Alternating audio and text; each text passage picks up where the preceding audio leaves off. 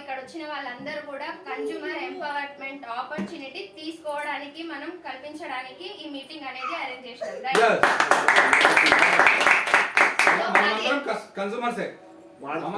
Customers వాళ్ళకి empowerment ఏంటి, మనకు పవర్, డబ్బులు వచ్చే పవర్ అది తెలుసుకోవడానికి ఈరోజు ఈ మీటింగ్ లో మనం కూర్చున్నాం. రైట్ అవును కదా లీడర్స్, ప్రతి ఒక్కరూ ఈ ఆపర్చునిటీ యూజ్ చేసుకోవాలని వచ్చాము, ఇక్కడ కూర్చున్నాం సార్. సో సంధ్య మేడం వాళ్ళ ఇంట్లో ఉన్నాం. సో వినండి, మనకి డ్రీమ్స్ అనేవి చాలా ఉన్నాయి లీడర్స్. ప్రతి ఒక్కరికి కూడా డ్రీమ్స్ లేని వాళ్ళు అంటూ ఎవరు ఉండరు.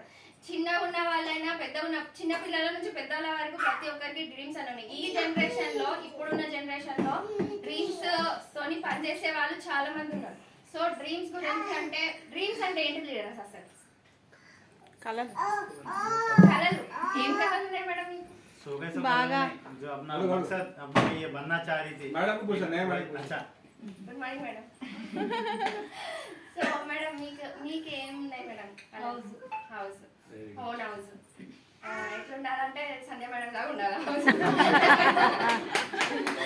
నాలాగా ఉండదు, నేను ఈఎంఐలు కట్టుకుంటున్నాను, ఈఎంఐలు కట్టుకోకుండా ఉండాలి. ఈఎంఐలు లేకుండా ద్వారా హౌస్ ఫండ్ అనేది మనకు ఈ ఆపర్చునిటీలో ఉంది.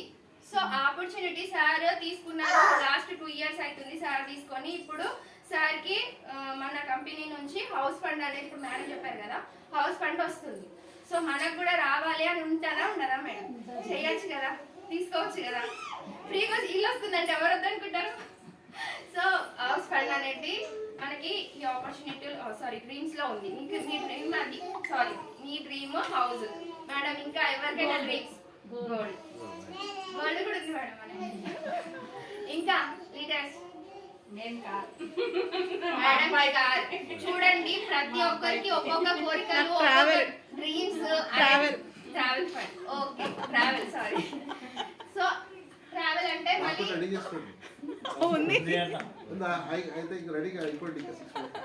Foreign trips, jewellery, house, car. ఇంకా leaders time freedom time freedom కూడా కావాలి. టైం ఫ్రీడమ్, పిల్లలు మంచి ఎడ్యుకేషన్ తీసుకోవాలి, ఇంటర్నేషనల్ స్కూళ్ళలో చదివించాలి, పెద్ద పెద్ద చదువు చదివించాలి పిల్లలకి అనేసి డ్రీమ్స్ ఉండయా? నాకైతే చాలా ఉన్నాయి. నా పిల్లల్ని బయటికి పంపించాలి, బాగా చదువుకున్న తర్వాత మళ్ళీ నేను ఇక్కడ సెటిల్ కావాలి.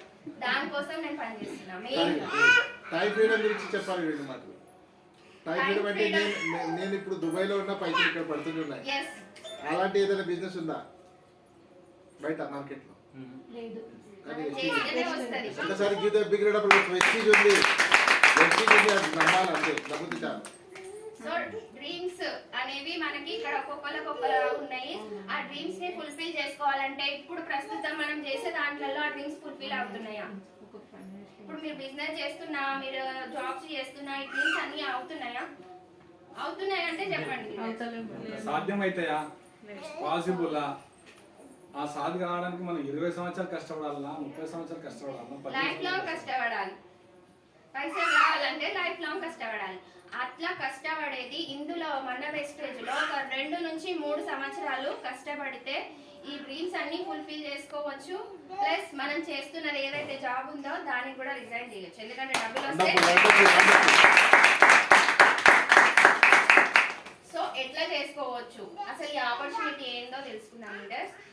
ట్రెడిషనల్ బిజినెస్ ఇప్పుడే చెప్పినాను.